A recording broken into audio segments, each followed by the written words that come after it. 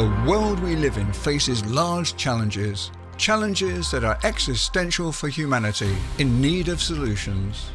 In order to develop these solutions, we need radical interdependence, entrepreneurship, leadership, and passion. Bringing leaders together in an action-oriented community is essential. B for Good Leaders is building a global cooperative community in which entrepreneurship works together. Every month, we design a leadership dialogue in which you can learn and interact with influential leaders. Welcome to this month's edition of the B for Good Dialogue.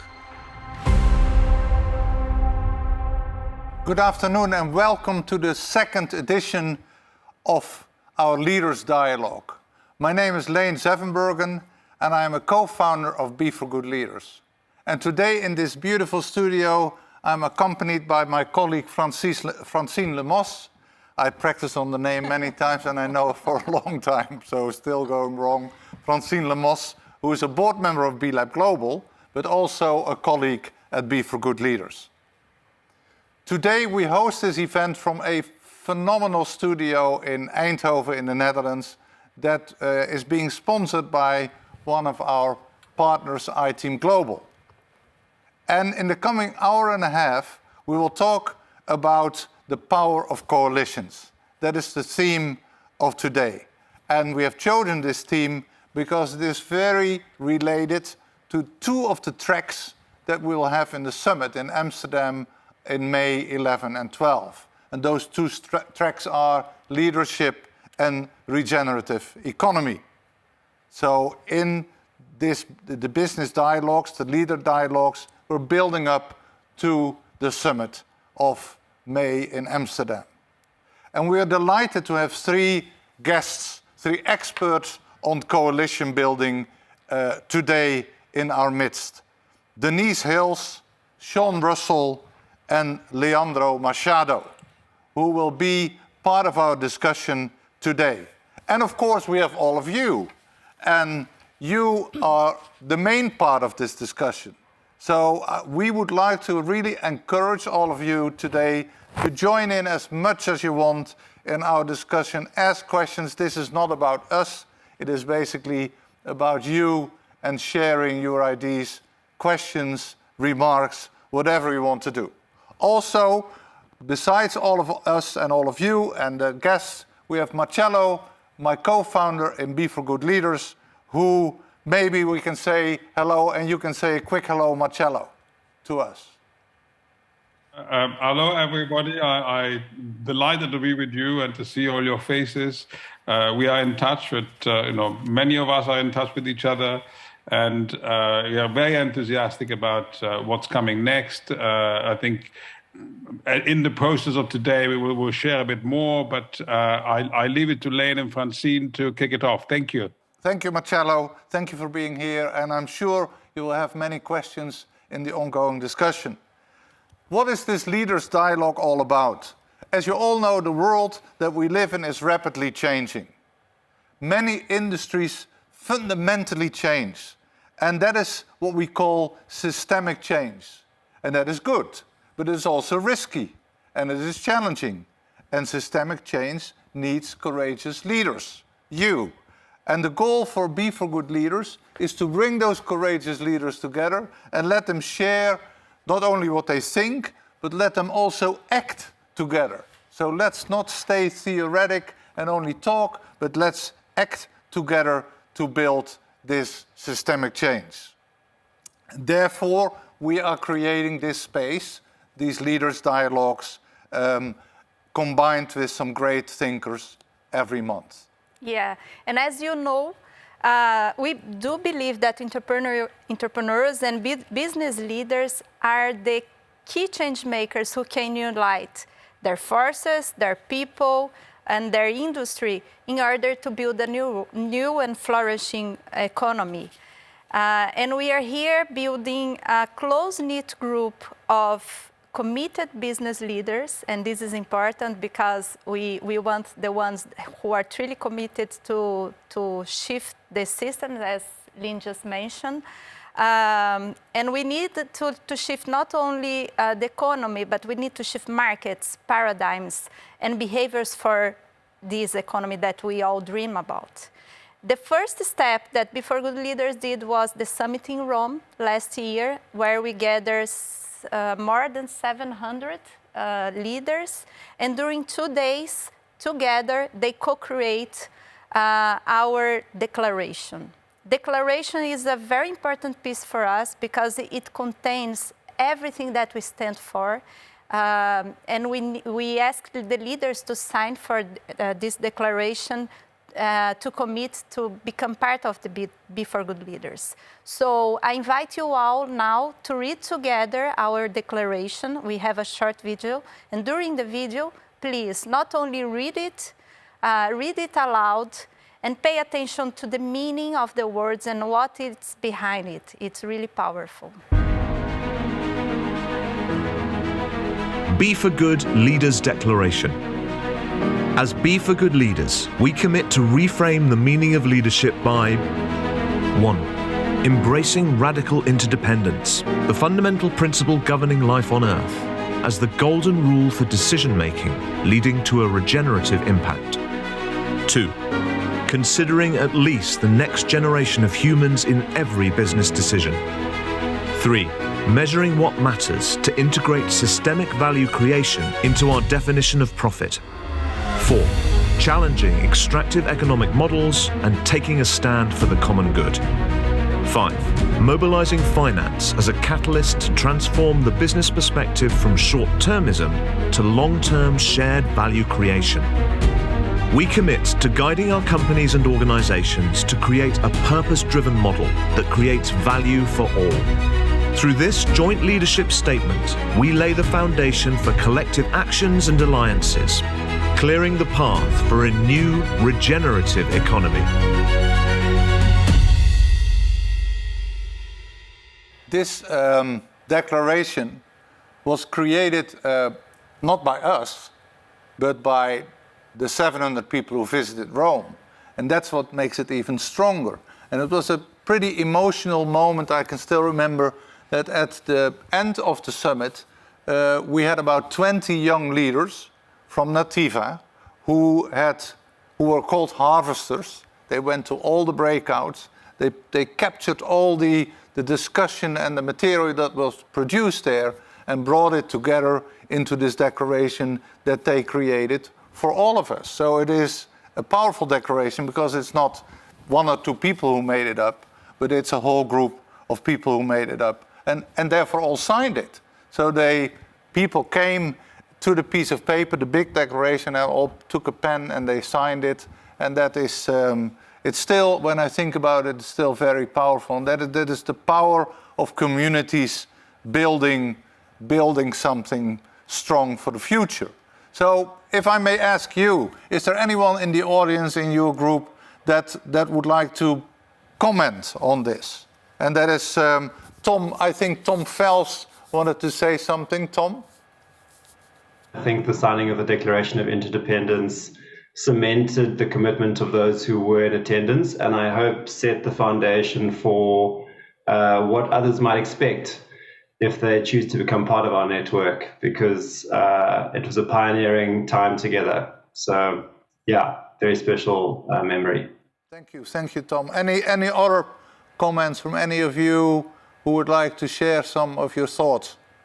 Let me bring some contributions for the discussion. I think it's maybe an amazing time to rethink about the role of the leadership. As a leaders of companies that brings impact for the whole world, we generate impact every single day that we work. And how could we, like knowing this kind of impact, mobilize for a collective action to align the goals and commitments of our companies, of ourselves, of our causes, in order to promote a better movement in terms of leadership that shares purpose, and in the same time could bring others in redirected leadership. Thank you. No, thank you. That is, and what we also think is combine it with action, and that we talk, we think, and we act. And before we head to the main theme of today, building coalitions, I would like to introduce somebody else who is in the audience today, and that is Eric Ezekieli. Hi, everyone. Hi, Eric. I'm sure I pronounce your name wrongly always, but I try hard.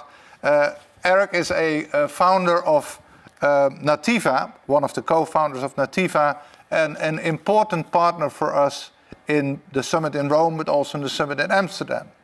And we are working with Nativa to explain how we intend to make the declaration more than just words, but real action. So Eric, maybe you can share with us some of your thoughts.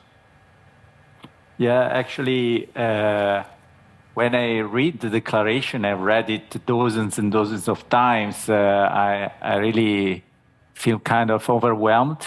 When we really do what is written in the declaration, we have transformed the world. So it's a very, very powerful North Star about the priorities for our future. And it is also the driving mechanism which underlies the functioning of a new form of governance. I think most of you or all of you know the benefit corporations. And the benefit corporations are guided by these kind of principles, the kind of guidelines, which are actually the purpose, which goes beyond profit. And what we thought when we drafted the corporation, the declaration, was to conceive, to imagine, and to design the entire flow around the summit in a way that is similar to the functioning of a benefit corporation. So having the declaration guide the actions and having a mechanism to really align all the participants in order to act, in order to amplify action, in order to create this kind of impact we want to achieve and to really play the role of leadership we want to play.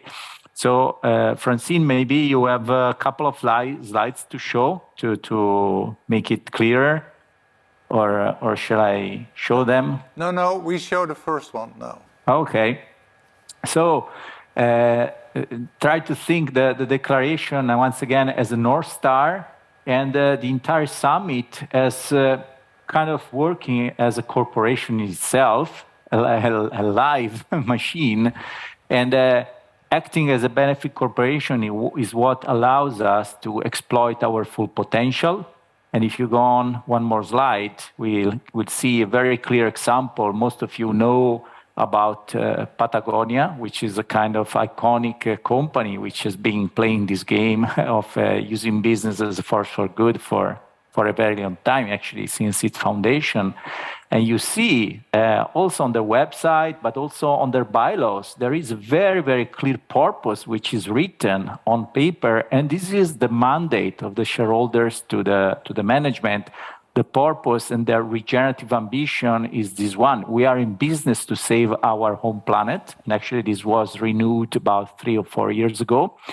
And then there are 3 lines, a very concise and meaningful description of the purpose. We aim to use the resources we have, our voice, our business, and our community to do something about the climate crisis. So this is like a broader explanation of what is your purpose, what gives you a meaning as a company, as a business in society. And then there are more specific directions, more specific, let's say, strategic guidelines, which are called technically specific public benefit purposes to implement the purpose. So guarantee everything we make, know how the clothes are made, keep your game in play, so design for circularity and reuse and long life of products, and give back and invest in regenerating the planet, in regenerating society. So the same scheme, we have applied it, if you go on one more slide, to the summit. So This is the purpose, building a regenerative economy together. No one can do this alone. We must be many people, the more the better, but we must be organized, we must be aligned towards a shared direction. And then a concise and meaningful description of the purpose. We exist to accelerate the transition towards a regenerative economy, creating the condition for a shared, durable prosperity. This will create social, environmental, and economic net positive value through a new model of regenerative leadership. And then here you see what we co-designed last June in Rome, the specific public benefit purposes, which are exactly what has been read in the video before. These are exactly the commitments in the declaration. And if you go on one more slide, and this is the kind of organization, this is the mechanic of how this will play out. We'll have the declaration commitments, and then we will be invited the entire path to the summit, during the summit, after the summit. Everyone will be in the condition, we will create the most favorable condition for action, and we will collect and distillate those actions and possibly empower them, amplify them, and set new objectives for the future, and gradually reporting how we are progressing. So just to show you that this declaration is not something up in the air, is really guiding us and is facilitating a shared collective action while leaving the freedom for a huge variety and diversity, which we are sure we will meet before, during, and after the summit. Thanks. Thank you, Eric. I hope this gives you a little bit a clearer idea of the way that we work or try to organize our work, at least, because earlier it was said that we have to organize ourselves to build a new regenerative economy. Now we are heading for the theme of today. And the theme, as I said, is building coalitions. How do we build coalitions? The power of acting together, from competition to cooperation, from independence to interdependence. But coalitions are not so new. There are many old models of coalitions. Leaders who come together to do lobby tricks or purposes, trade unions, even the United Nations. So it's not so old, coalitions. But today we're going to explore a whole new way of coalitions. Coalitions for the common goal, for the common good, greater purpose, and in a much more interdependent way. Let me give you 3 advice on how to build a coalition. One is persuade the other party that your interest and goal are similar or at least compatible. The second message is that show to the other party that the benefits of working together will enhance their ability to reach their goals. The third message is explain that the benefits of working together are bigger than the cost. Good cooperation allows groups to share knowledge and resources, increases leverage and visibility, provides a forum for joint consideration of problems, reduces competition for scarce resources. One of the big mistakes we made, not to get sidetracked, is when we sent the Mayflower to the US, 1 out of 3 people on the Mayflower was a lawyer. And they figured out how to multiply faster than the rest. And it came from the time that you had to do the land rights. The first thing that the Brits figured out was how do we divide the land and the land titles, etc. And that has created an environment that is poisonous, in my opinion. So how do we create that confidence once more, pull these people in, protection, and create these coalitions around very specific projects? Partners need to be willing to compromise for the larger good. You must watch out for conflicts of interest between individuals, groups, and the coalition. Be sure to outline the decision-making process clearly. In case of sharp disagreement, a formal procedure helps in steering the coalition back on course.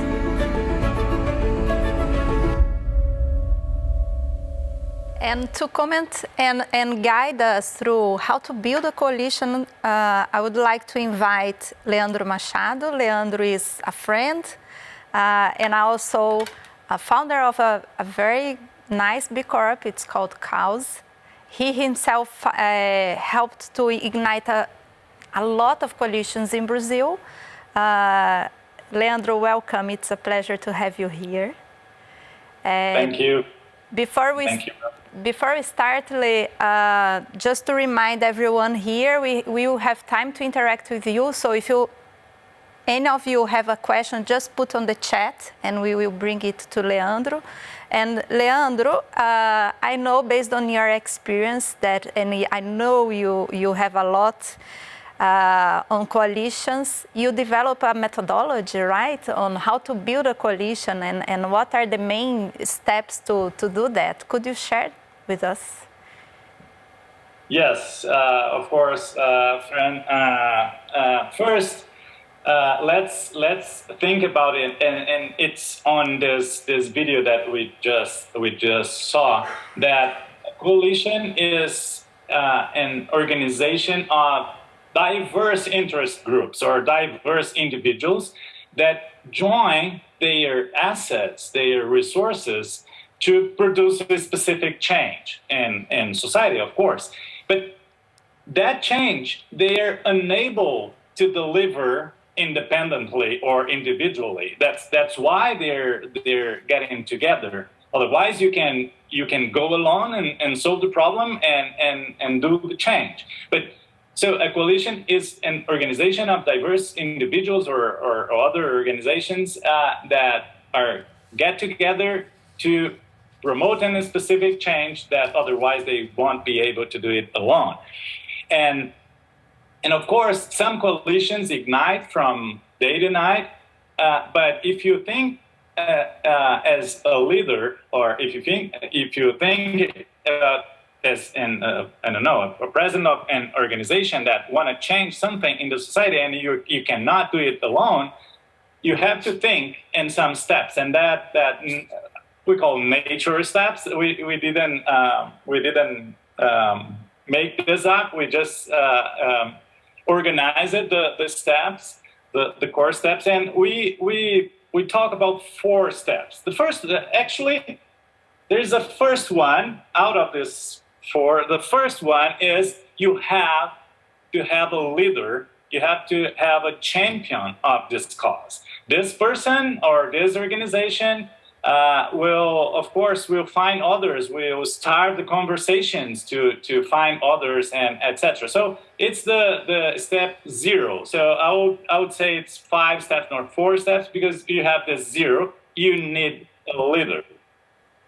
With the leader, of course, the first step is to think about the issue and to find the first group of people that are also touched by that issue. What is this issue? What do we have some data about this issue or not? Who are the main stakeholders of this issue? So who is the first group of people or organizations that I can put together to discuss and develop? So first, phase 0 is find a leader or be a leader. Step 1 is to define the issue and find a group of people or organization that deeply care about this issue. In the end of this first step, defining the issue and the group, you will have a founding group, a shared common goal, a data set about the issue, and of course, the will to form a coalition. This group that must have a will to form the coalition. So we can go to the next step. Step 2 is to set up. So you have to think about your why, your how, and who, and decide within this first, small group of actors. Define the kind of organization that you want to have. Define the scenarios, main scenarios that you face, assess opposition, internal assets, etc. And of course, seed money. You have a little bit of money to get organized. So I will say the deliverable of this second clear step that is set up is to have like the golden circle, as Simon Zaydak taught us, is to have the main strategy of this coalition, to have some money to start, of course, and you have to set up an org, informal organization or informal organization. Then after the setup, you're gonna want to launch. So the third step is launching, public launching this coalition, because coalition is about getting people together. So you want to be public because you want to get more stakeholders to your cause. You want to aggregate more people and thoughts and etc. So in this third step is clearly explained is launching. You have to have a public launch, a tactical plan, and operations, your first operational organization running. And then the fourth one and the last one is to sustain that coalition, is to nurture relationships, is to keep fundraising, is to do knowledge management, check KPIs, report, and do all it again. So 5 steps. Phase 0, find a leader or be a leader. Step 1, define the issue and the forming group, the founding fathers of this coalition. Then set up this coalition, seed money, golden circle, strategy, etc. Then launch, and finally sustain it. So I would say there's, sorry if I took it longer than I should, but I want to explain all these steps that make it clear. Yeah, very clear, Leo. Thank you for that. And as we can see, it's not something that we come up out of the blue. It requires a lot of organization. It's like, I can imagine it's like running a corporation because it's too much work. So based on your experience, what are the main challenges, or maybe which is the hardest letter, if I can say it so, in your opinion? Well, I think that setting up, finding the right people, having a shared common goal, setting up an organization, doing a public launch, that's easy. That's so easy compared to sustaining this momentum, sustaining the movement, for years and years and years. That's the hard part. Because setting up an organization, many of us here could do that in like 2 or 3 months, engaging for a cause, finding the right people, setting up an organization. But the main challenge is to sustain, is the 4th step, is to sustain, all over the years, or as long as you need that. And an organization such a coalition. Yeah. We are getting quite some questions from the audience, Leandro. So you are raising energy here. And the first question I would like to pose to you from the audience is, what is, in your opinion, an example of a very successful coalition? And what are the most critical steps? So if you would give an example, what, in your opinion, is the best? It's of course I can tell you about some coalitions like the B Corp coalition. It's a coalition that changed the landscape of corporations in the last decade or so. Or the Union for Ethical Biotrade that maybe Denise Hills can talk a little bit more of. Natura. I had the chance to, 15 years ago, be in the sparkling, specific time of this coalition.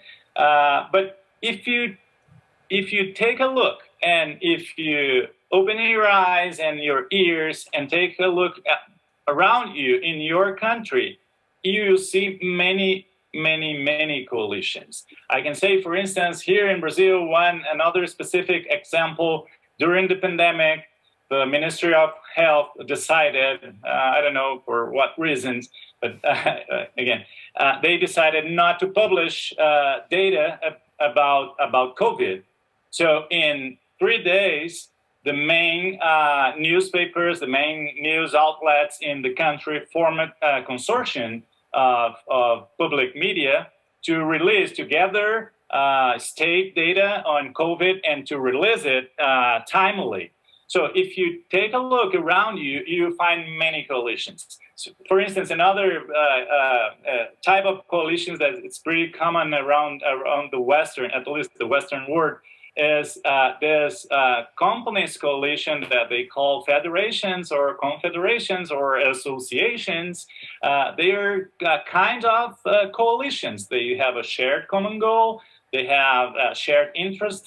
They finance, they fund this organization, etc., etc. So if you open a little bit your ears and watch, you find you see many, Leandro. Yeah. What? Maybe Marcello, you can. You had a question. Maybe you can pose it. Well, I mean, my question is that many of these coalitions also do not succeed over time. Partnerships have a long history, as you said, Lane. In the UN, we talked about partnerships since the 90s, but the history of these partnerships is not always successful. And I want to just add one element that I think is that the sort of shared leadership that comes before you enter into coalitions. And this is something we also in Rome, we had in the leadership session where I saw Kim Pullman was involved. We looked at the actual, in a way, it's the soft culture that underpins the reasons why people come together in a coalition. And often, you know, the people like Otto Scharmer with Thierry Yu is trying to bring leaders down to a common denominator, to a common space, to be able to then, you know, in a way, upscale towards, you know, some deliverables. And it is not easy to do.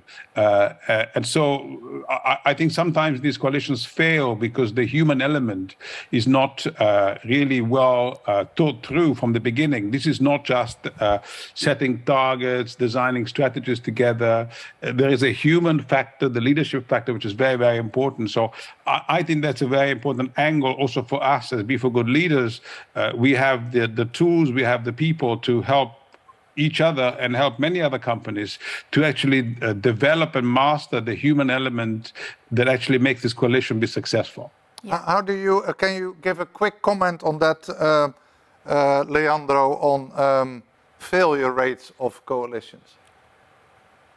Yeah, Marcello, you're completely right. I myself have this experience of forming a coalition in Brazil that the first leaders were not glued together with shared vision of that movement, and that movement failed 3 years later. That you're completely right. That's the key point is relationship, is how deep you go in these relationships, mainly in the founding group, mainly in this founding group, because of course after you can handle, but if you not have a very clear shared vision and shared common goals and shared responsibilities, you want to see.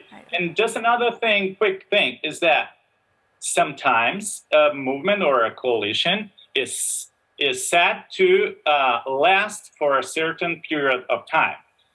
So we just have this caveat because sometimes you wanna that your coalition function for just 2 years, and that's it. But Marcello, you're completely right. Yeah, and I saw, Lei, if I may comment, I saw your work and you working through coalitions, and I can tell that it's really key to bring together someone that helps the group to really form a group. So usually when and I saw that by myself, Leandro, and Causi works, it's not about setting the goals, but also to form the group, to form a real team that, of course, has different realities and different objectives, but are there for the same cause. And I can see here that Tom Fels has a very interesting questions. Tom, do you want to comment, please? Yeah, thank you so much. And I think just maybe to comment on the previous point, I think the responsibilities and outlining the responsibilities, in my experience, has been the most important part. because failing which the initial initiator tends to take responsibility for too many things, and everyone else is a passenger. So that's just a comment. My question to Leandro is actually about forming coalitions. The ones that you've spoken about mostly are entities. So formal entities registered as independent organizations, most of which tend to be non-profit. And what is your feeling about the necessity of registering an independent entity versus having a coalition of private actors or private organizations? And what are the downfalls of having more of a loose association or coalition of private actors? And I'm questioning particularly in respect of access to resources to support the movement.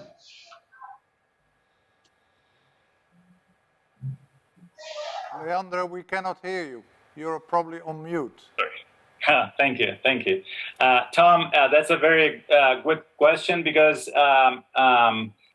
that is in the definition of when you're forming a coalition. That's a very hot topic, and why? Because it has to be with the purpose of convening that may vary according to what you wanna achieve, and the context, the landscape that this coalition will operate. So I have one example that I helped to form a coalition here in Brazil, formed by pharma companies with patient advocacy group, institutions, and they didn't want to form like a legal formal organization. They wanted to operate together in their 1, 2, 3 key topics, and all along, each one for their side doing their business. So, but they decided that way. Why? Because for them, it has some issues on independence evoked, some issues about reputation evoked, and so forth and so on.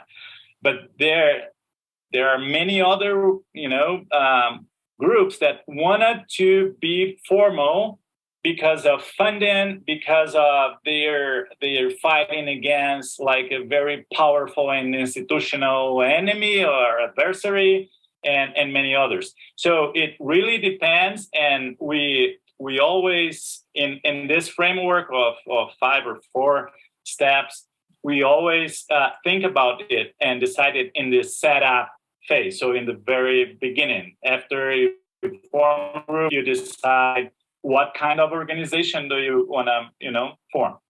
Can I ask quickly, just to finalize that point, do you think that corporations are less likely to collaborate in that way versus civil society, or, leaders in their individual capacities coming together who might want to form more of a legal entity, almost to galvanize the strength of the individuals rather than companies coming together and creating some form of perceived conflicts?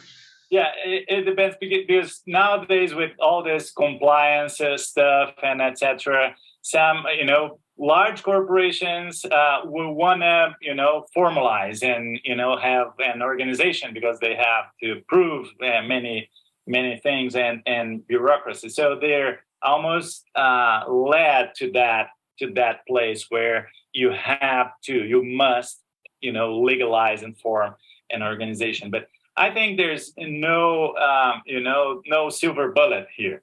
You have to assess the context, the landscape, the main goal of that coalition, and what kind of partners you have, and if that way that you're proposing offends or avoids an important partner to be part of the coalition. So it's almost a political decision, depending on the group, the context, and the landscape, the political landscape. Yeah. Thank you. Thank you.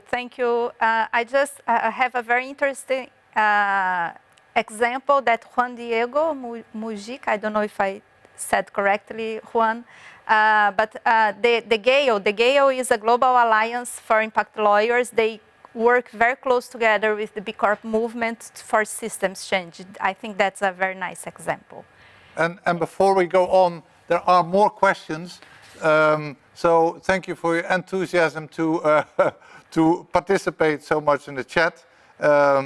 We will come back on that later online because we want to step to the next part, and that is that I want to give the floor to our chief storytelling, Daniel, to introduce the breakout session. Breakouts were highly rewarded in our first meeting, our first leaders dialogue, and actually the most rewarded. So we want to give some special attention to that. So Daniel, the floor is yours.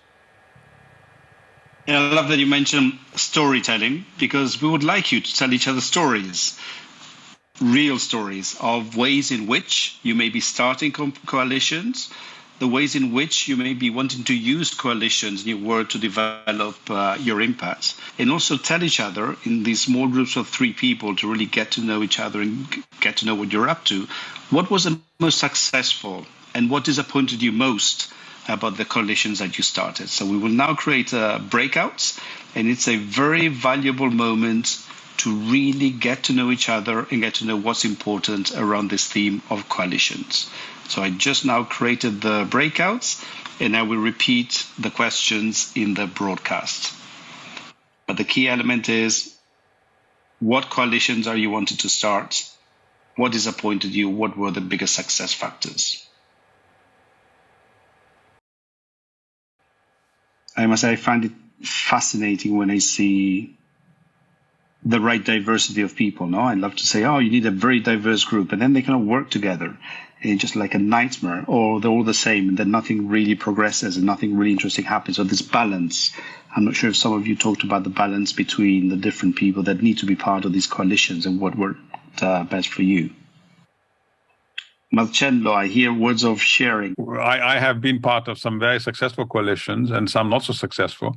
And I think in our group with Martina and Leandro, we were talking about, I brought up power sharing and resource sharing, that in a way, the really successful coalition mean that the energy, the spirit is to be that you want to pursue the interest of the whole rather than your own interests.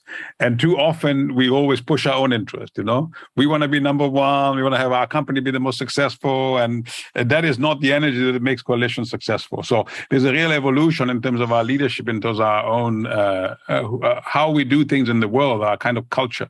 That's really fundamental. And now, thank you very much, Marcello. I see there's another Leida, and I'm sorry, my pronunciation is terrible, Reinhardt. I hope I got it right, from the WFTO. You just shared one item that I think can be kind of interesting, and there's beautiful examples of friendships being made as well in the conversations. Leida, do you want to share that key insight that you found? Yeah, well, maybe it was based on my own experience as well. My background is mostly in UN processes and EU processes, so lobby work, advocacy work, with mostly civil society, I have to admit. So I was one of the founding models of SDG Watch, which is, we started with 10 organizations. It's now more than 400 organizations all around Europe. And I think the success was mostly because of the fact that, first of all, I think Frans Timmermans at the time, Vice President of the EU, was very interested in having a coalition that was helping him in, implementing the SDGs in Europe. So I think it was really a common goal that we all had. The same for at the UN level. I think it's very important that you have coalitions with like-minded organizations, in this case, entrepreneurs, businesses, to really be part of decision-making processes.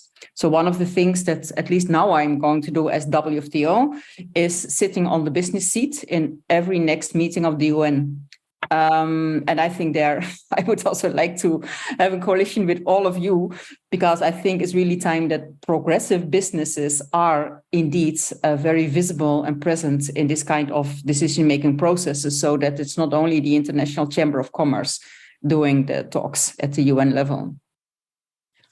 Fantastic, Leda. Thank you very much. Maybe one more comment. I see Elizabeth, and I love your surname, Ma Bonne Étoile. I think it's not your surname, but Elizabeth, you talked about making friends in this call. So is there a role for friendship in coalitions? What did you find out?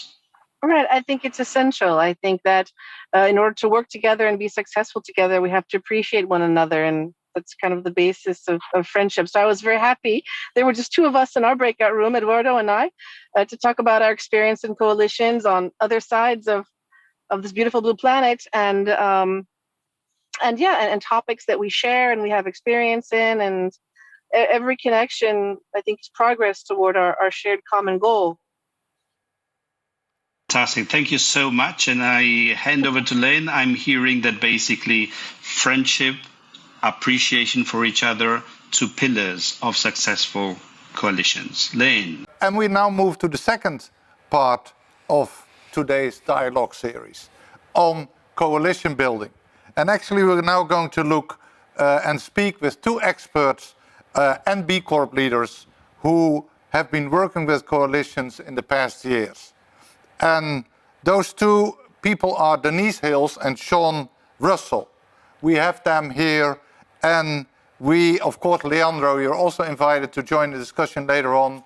But please, Francine, why don't you introduce our two guests? Of course. Just to comment, it's so good to listen when you come back from the breakout sessions, because one of the main reasons we are here on a journey towards the summit.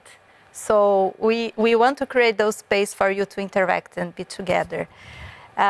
Sean, Denise, so glad to have you here. It's a pleasure. Sean is a very special guest. He is, I'm gonna read because you have a lot of experience, both of you. So Sean is founder of Skandinavisk. We can see the brand behind you, Sean. And chair of the supervisory board of B Corp Beauty Coalition. And I can't forget to mention you are also a steward at Be for Good Leaders, one of the 40 stewards that is supporting our organization. And Denise Hills is UN SDG Pioneer, Global Sustainability Director for Natura & Co Latam. Also a board member, ESG on Finance and Investment Specialist, climate change, biodiversity, human rights activist, and I can tell that she's really activist. It's a pleasure to be with you. Just to give some contents on the topics that we are going to discuss, we are going to share with you some issues that the beauty industry faces, and we can see right now in a very short video. The cosmetics and personal care products industry is one of the most versatile industries in the world, and an average American consumer uses between 7 and 12 different cosmetics or personal care products every single day. A lot of the cosmetic products are unrecyclable types of plastic. Why is it that cosmetic products in particular struggle to be recycled? So something like this size, is recyclable. This is going to get made into plastic lumber or park benches, something along those lines. Something like this, because of its size and the machinery that's used, even though it might be in a recyclable bottle, it's still full and it's quite heavy, so it probably won't end up with the plastic. Producing a packaging that you are going to dispose of after one use, that's ridiculous. 80 years ago, this was unthinkable. Packaging had high value, and you wouldn't think about discarding it. You would reuse it. That was the default option. But packaging is more than a vessel for the product to be transported in. A lot of the selling point and the value of the product is also determined by its packaging. But no matter how beautiful most packaging is, it's still single use. You have two different kinds of plastic here. Color is an important issue. A lot of black plastics are not recyclable. The production of petroleum-based plastic emits staggering amounts of CO2 and methane. And plastic, if recyclable in the first place, can actually only be recycled around 1 to 3 times. This also has very strong chemicals. This is a foundation. So you have to think about the groundwater contamination coming from products like this that's seeping into the environment. This bottle could probably be recycled, but not this top. And there's 552 million shampoo bottles that are discarded annually in the US. So the eco-friendly products or the eco-friendly packagings are often becoming an addition to an already existing line. It's not something that changes stuff that's already there. The idea that we've created is throw it all in one bin and then, you know, in the land of unicorns and fairies, the magic will happen. The reality is much grittier than that. Rethinking the supply chain, rethinking the collaboration between, the brands, distribution, the role of the consumer. Everything has to be re-engineered in some way. Wow. Plastic is one of the main issues we can say about this industry, and it's not the only one. Now we are going to see another video that will bring the contents because on ingredients source. Natura used to use ingredients from biodiversity, from Brazilian biodiversity, and is one of the main players in Brazil and have been developing an amazing work, I can tell, in order to protect Amazon forest, which we know it's a very relevant ecosystem, global ecosystem, because it affects all of us. Let's see what's happening in Amazonia.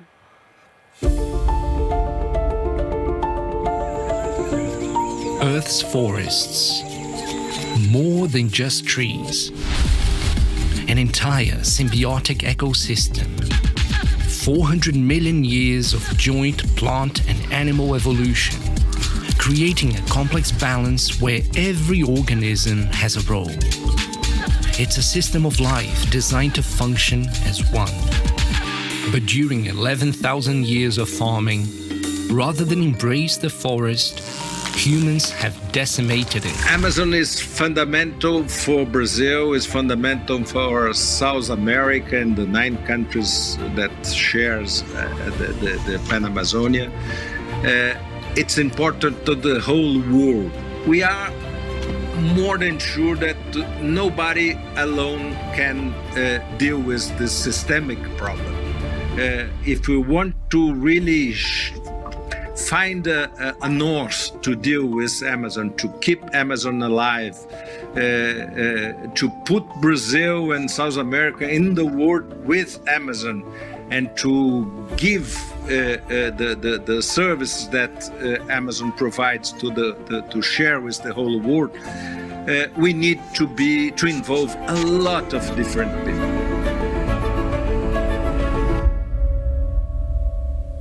We are facing many challenges here, and to start our conversation, Shauna, we would like to start with you. We just launched, not just launched, maybe 1 year ago, launched the B Corp Beauty Coalition, which is quite recent. I would like to understand your intentions. Why did you start at first place? And what are its main goals? Right. Well, one of my founding co-board members is on this dialogue as well, Jean-Paul Berthaume. So I speak on behalf of him and the other members of the coalition. It started in a conversation about 4 years ago, actually in Amsterdam at the B Corp Summit, where Expansions Laboratoire, a pioneering French cosmetics specialist, and Davines, the Italian hair care experts, got together on a side room and said, we really need to do something about our industry. And individually, both of those companies had been working for years on pioneering new methods, reducing their footprint, calculating their emissions, and generally being better practice versions of the industry. But they felt they didn't have enough of a ripple effect that was affecting the rest of the industry. And in many ways, when I heard about this coalition a couple of years later that was being formed, it reminded me of the challenges that Patagonia and Yvonne Chouinard was mentioning as it relates to organic cotton. And no matter what they did at Patagonia, there was only so little else that happened as a consequence of their actions and the frustrations Patagonia had.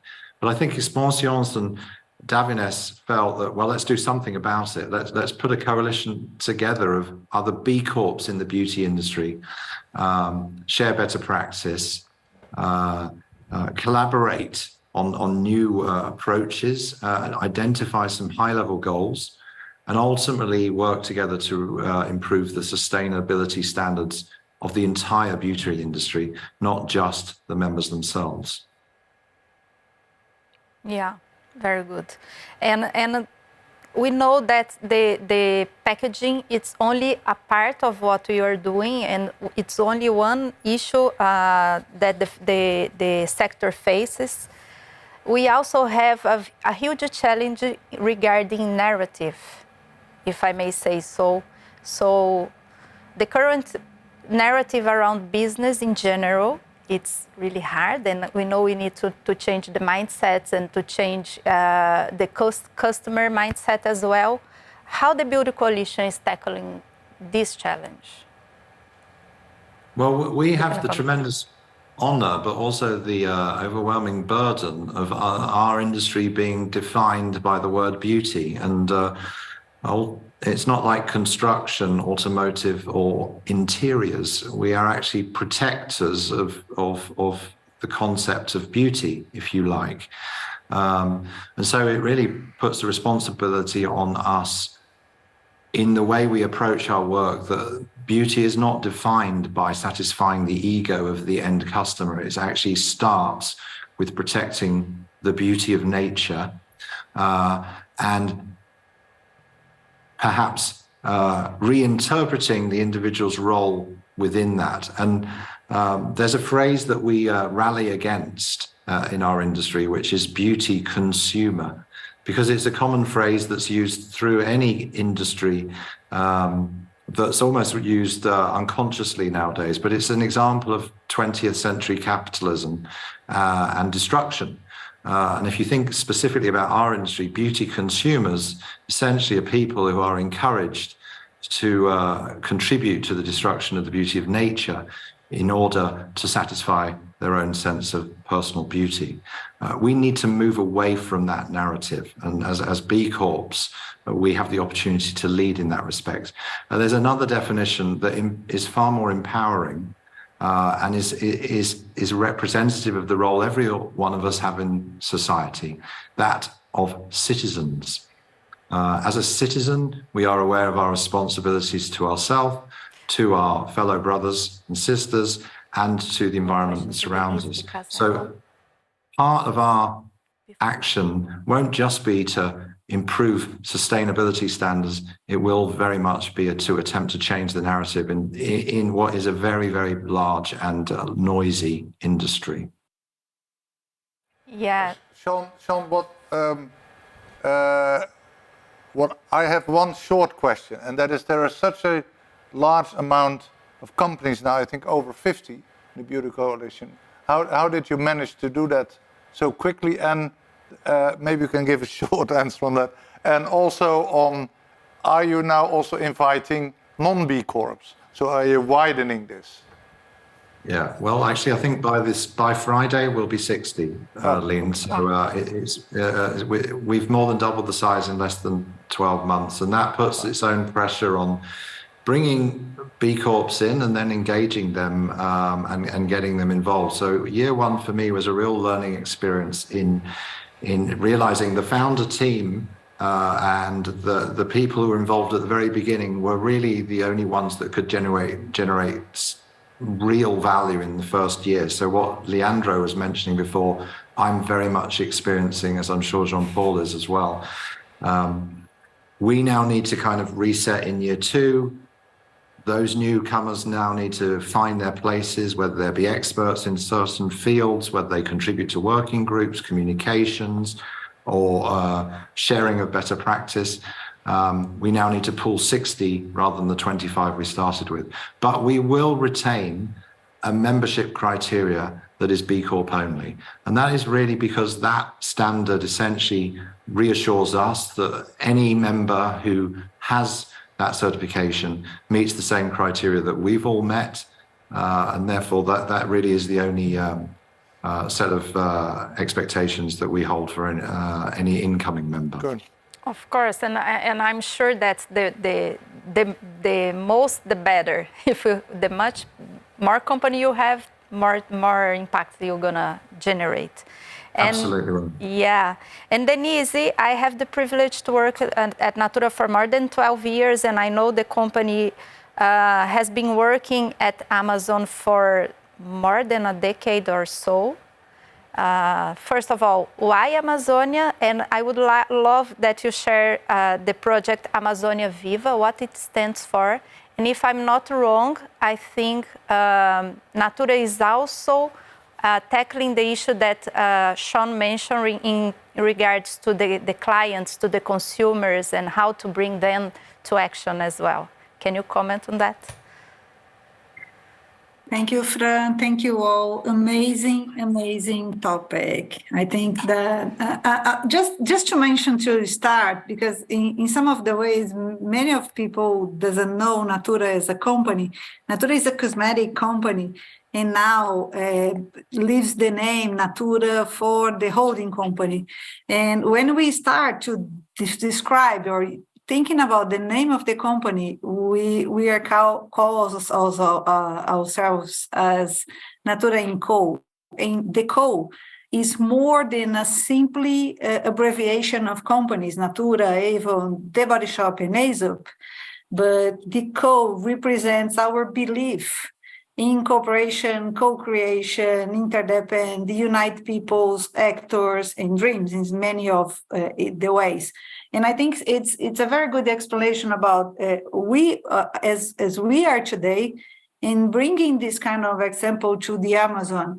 Amazon is one of the most valued ecosystems that we have nowadays. The last tropical forest, huge value in terms of biodiversity, but essential for fight against climate change. There is no way to solve the climate crisis without leaving Amazon. And that's why we choose Leaving Amazon, the name of the cause for the whole group, leads by Natura, but we involve the whole group and many other actors. It's Leaving Amazon because of it.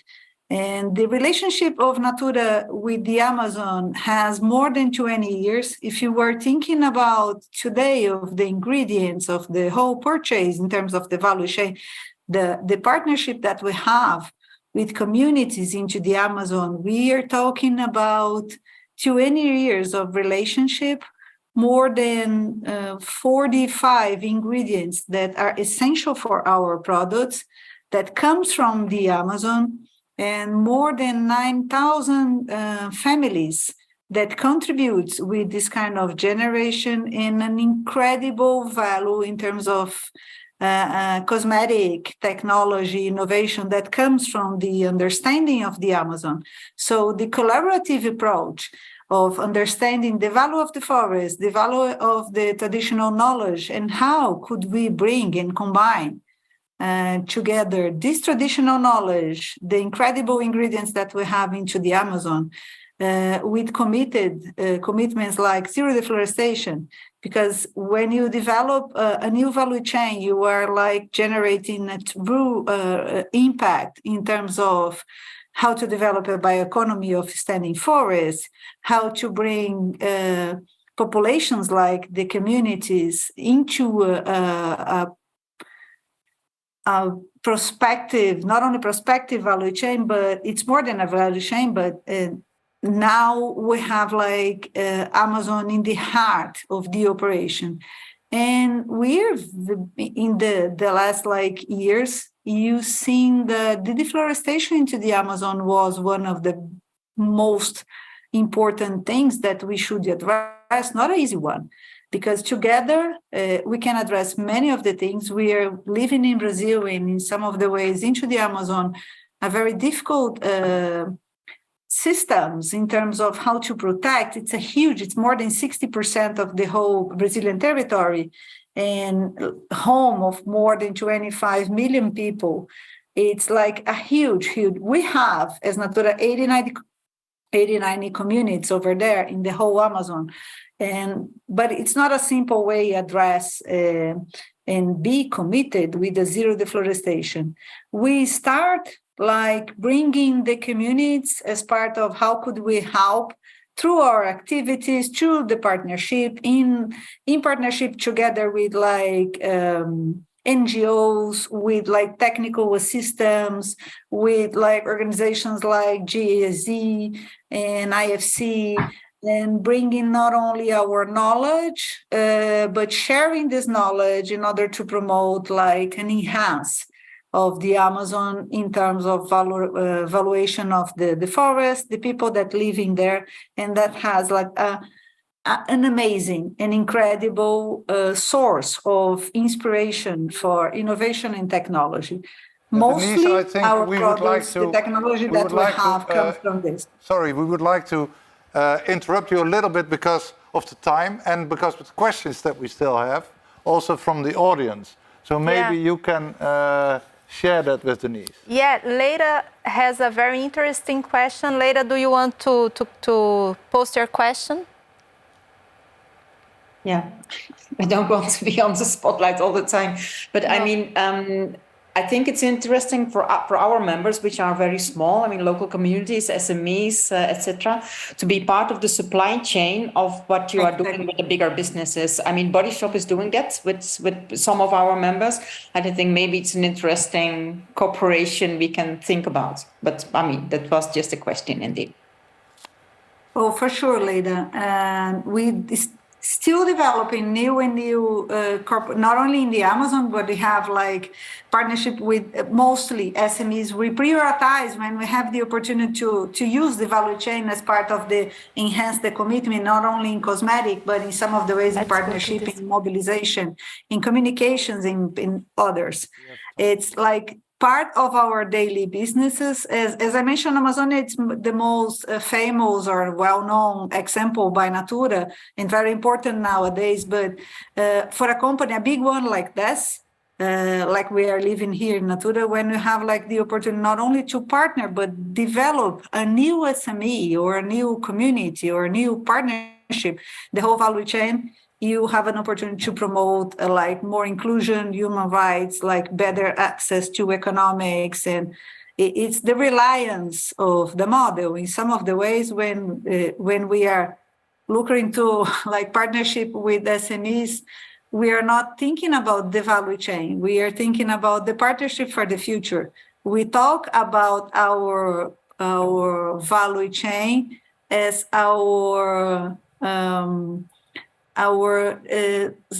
it's like we talk about partnership. We are not talking like in just purchase things.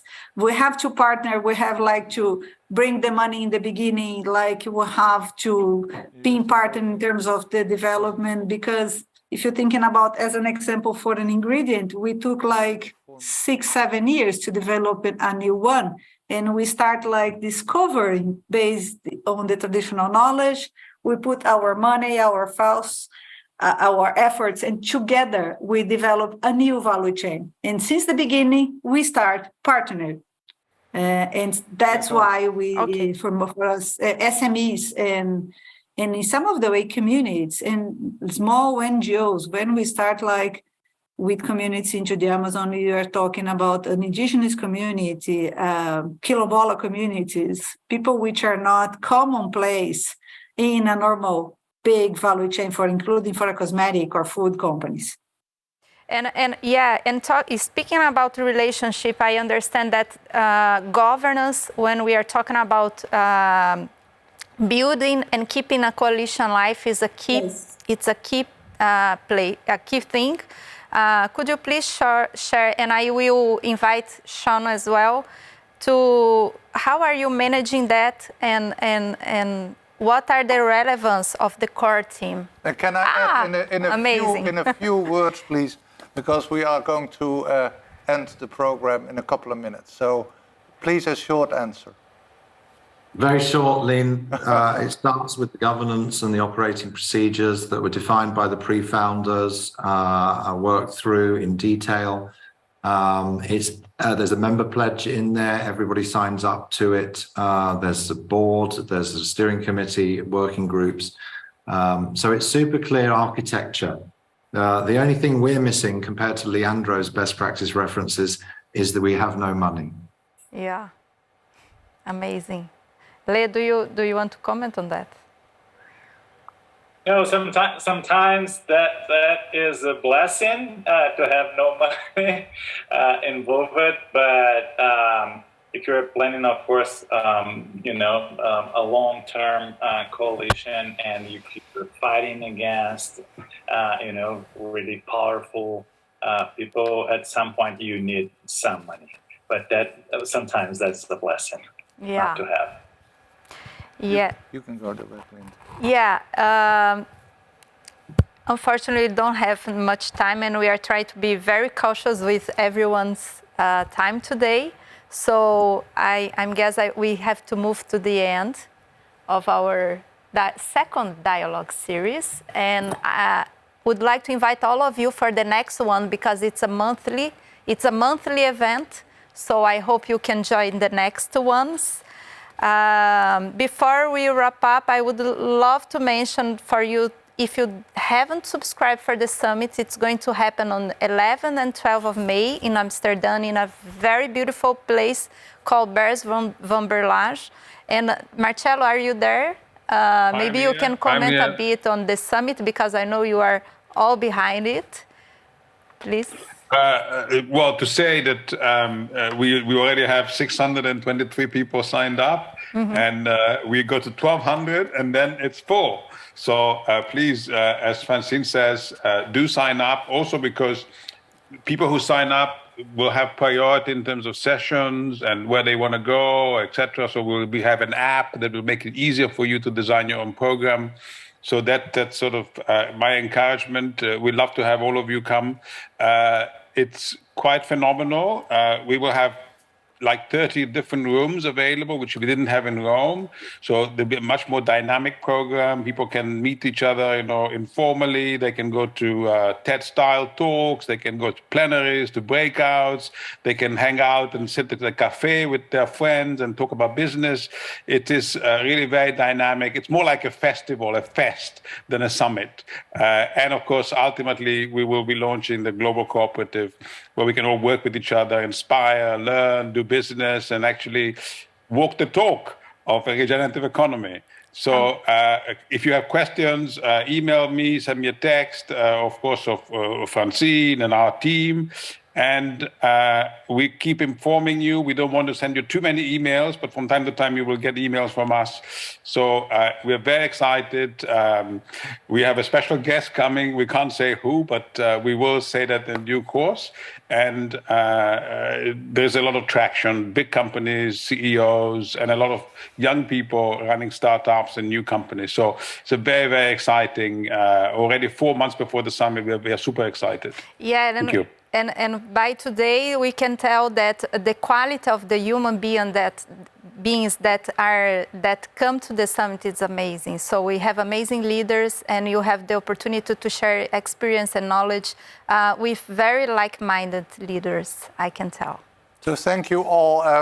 I have always the questionable honor to end this leaders dialogue, and I first of all apologize to all of you because I see the enthusiasm in the questions that we not always could answer. I see the enthusiasm with Denise and Leandro and Sean that I would like to thank very, very much for being here, spending your wise words with all of us. Thank you, Francine. Thank you, Daniel. And I should not forget Marcello and Eric. It was a big pleasure having you here today.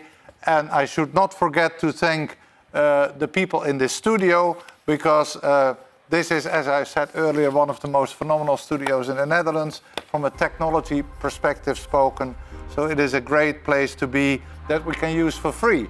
So it is a sponsored place by iTeam Global. And last but not least, I want to thank you for spending an hour and a half with us. I hope it was worth your time. I think it was worth your time. And we're looking forward to see you next time in our third Leaders Dialogue. And we invite you for that. But for now, Be inspired.